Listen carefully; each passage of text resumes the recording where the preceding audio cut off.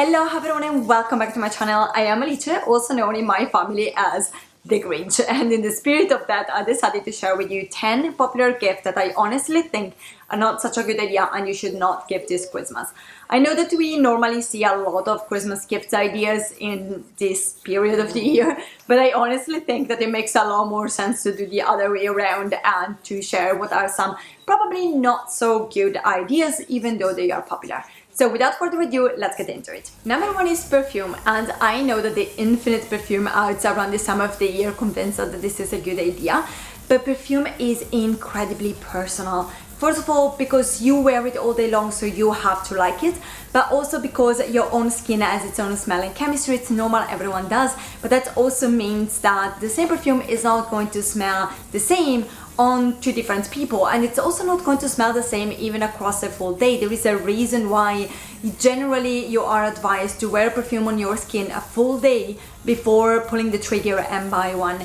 So buying a random perfume is going to be really risky unless you are buying the perfume with the person who is going to receive the gift, or if you know exactly what the person likes to wear, so let's say it's a refill. Otherwise, I would definitely stay away from this gift. Alright, you will just hear the dogs around. Anyway, number two, and for very similar reason actually, is calendars and agendas. This is still a very popular gift, but honestly is slightly outdated because most people went digital. But even the one like me that still use paper-based agenda or calendar, you have to keep in mind that these are actually very functional items. And we tend to be quite pedantic on what is the layout of the calendar or the agenda that we want to have, because it needs to work. It's something you work with. So again, it's one of those things that it's so personal that unless you know exactly what the other person wants, there is a very high chance that you're going to give something that it doesn't work. And from personal experience, and many people like me I know out there, an agenda that doesn't work for you, you're going to try and make it work for a little bit, and then you're going to give it away because you can't work with it if it's not right for you.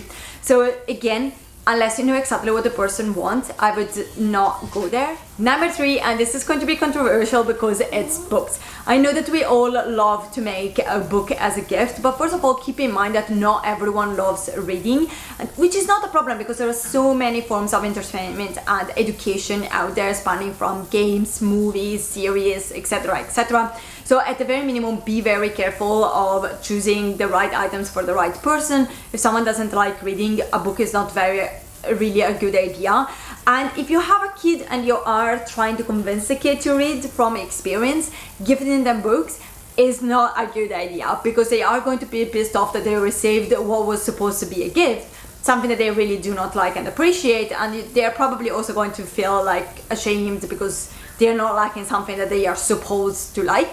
So definitely bad idea. You much better go for something that you know that they actually like, and maybe go for a more educational version of that, for example.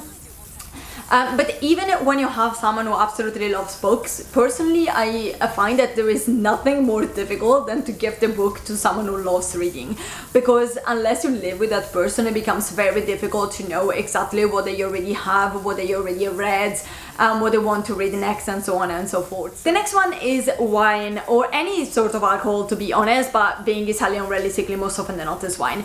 Now, this might sound surprising because I'm a huge advocate of gifting food for any sort of occasion, to be honest, because food always gets consumed. However, I learned from experience that it's better to be a little bit more careful when it comes to alcohol, especially when we are gifting it to someone that we don't know, because we don't know what is that person's relationship with drinks. So you don't know if it's someone that doesn't drink, if it's someone who doesn't drink for a specific reason, or someone who is trying to get back on drinking or to try not to drink. So that can actually be a lot more sensitive as a gift than we think it is. So I still like to gift alcohol. As a matter of fact, we just bought a huge stack of Belgian beer to bring with us at Christmas, but it is going to go to people we know is going to appreciate.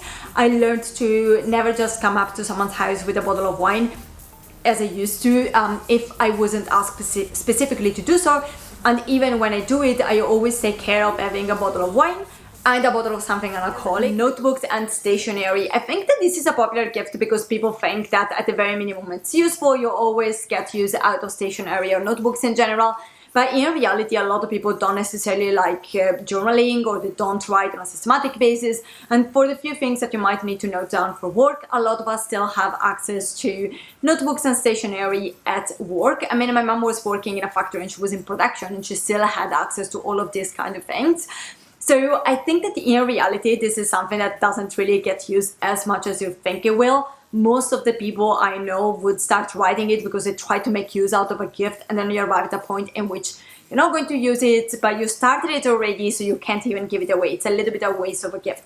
The only caveat I would say is maybe, if someone is still in the school system, at least stationery at some point they might get use out of it. Next is any pre-made basket, especially when it contains beauty product, makeup product, hair product, these kind of things. And keep in mind, I'm not discounting the idea of putting together a basket for a friend or a loved one, because that can be a very personal idea and it doesn't need to be expensive either. But the difference is that in that case, you are intentionally selecting what goes in the basket, and you're probably also selecting what is the container itself. So it's going to be a very mindful gift. On the other hand, when you just buy a pre-made basket with random products inside, the chances of having inside stuff that the other person doesn't necessarily need or use, or it's even wrong for their skin and hair, is pretty high. And for the exact same reason, I would also never buy an advent calendar. I will never understand why adult advent calendars even became a thing, because it is generally extremely wasteful. Not only the whole packaging most often than not is wasteful in and of itself, but also you have a random stuff inside that are either gimmicky things or beauty products that are more often than not wrong for yourself personally. So most of the stuff that goes into an advent calendar goes into landfill as well. Next we have gimmicky gifts, and with this I refer to two types of gift, let's say. The first one is something that you gift just for the sake of having a laugh with a person, because that is not something that is really meant to stay. It's something that it's meant to last the moment in which you open the gift, you have a laugh together, and that's it. Then the gift is going to be thrown away. More likely than not, these are the classic things that are not easily sold in a second-hand shop, because they are internal joke between the people that received the gift and gave the gift, and they mean nothing to anyone else.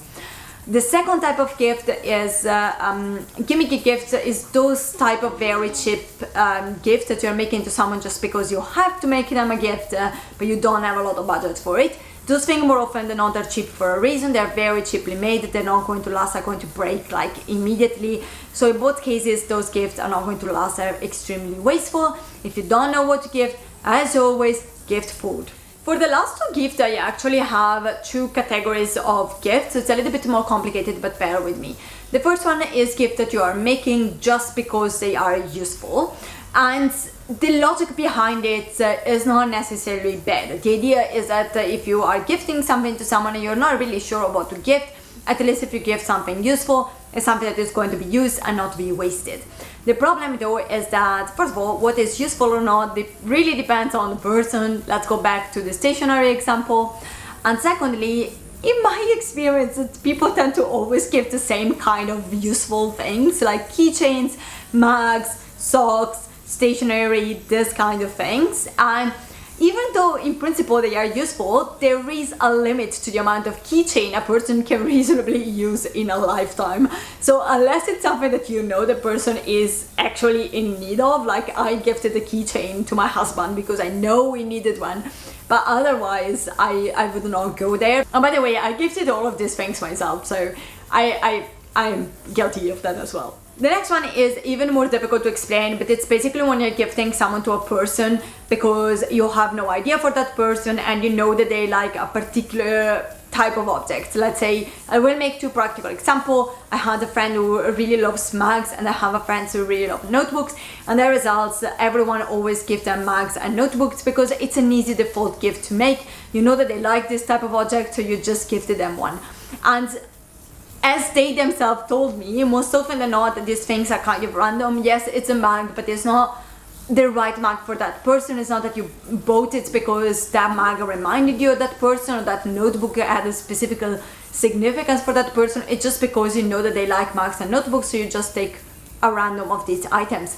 And also the result is that not only you might not take something that they might not like, but also again they end up with a billion of the same item. Again, with the friends that I was mentioning of the notebook, I remember we went to one of his birthdays, and I kid you not, I think 90% of the people gifted them a notebook. So it can be a little bit overwhelming at a very minimum. Coordinate with other people to ensure that there's not receiving like 9 notebooks in one evening.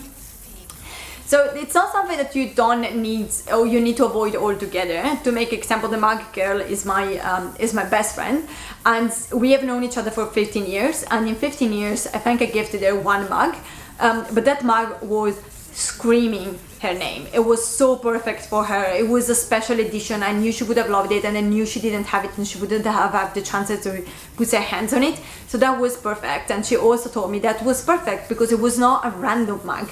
It was a random for her. And again, 1 mug in 15 years because that was the right mug for her. So there's nothing wrong when you find the exact coincidence in which you find the perfect item for the perfect person. But it can be a problem when it becomes just the default. You don't know what to gift, so you gift a mug, a random one. So as always, there is a caveat for everything, and I think it was already clear from the video because I put a lot of but, except, unless, and that's because, of course, when you are buying one of these items because it's the perfect gift for that person, you know that the person will love it, you know that the person actually needs it, you chose it together, whatever, then it's the perfect gift. The difference is when you're buying one of these things just because you don't know what to give that person. In that case, it's not a great idea. And that was it for today. Thank you so much for watching. I hope you enjoyed this video. If you did, please give it a thumbs up and consider subscribing to my channel. I'm planning a lot of Christmas videos this period. And until the next one, bye!